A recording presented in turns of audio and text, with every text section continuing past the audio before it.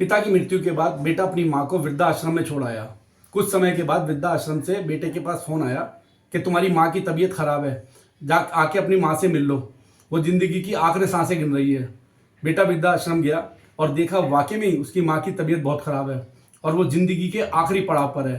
तो बेटे ने अपनी माँ से कहा, माँ मैं आखिरी समय में तुम्हारी कोई इच्छा पूरी कर सकता हूँ? माँ ने कहा, बेटा मेरी आखिरी इच्छा यही है कि तू इस वृद्धा आश्रम में कुछ पंखे और एक फ्रिज लगवा दे ताकि यहाँ के रहने वाले लोगों का खाना खराब ना हो। मुझे भी कई बार भूखे रहना पड़ा था खाना खराब होने की वजह से।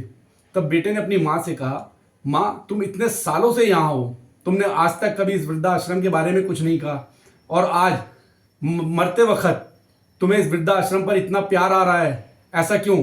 तब उसकी माँ ने कहा, बेटा मैंने तो जैसे तैसे इस वृद्धाश्रम में गर्मी सर्दी बरसात निकाल लिए, खाना खराब था भूखा रह के गुजार लिया, लेकिन मैं जानती हूँ जब तुम्हारा बेटा बड़ा होकर तुम दोनों को इस वृद्धाश्रम में छोड़ने जाएगा तब तुम वो सब चीज़ें बर्दाश्त नहीं कर पाओगे जो मैंने बर्दाश्त की हैं।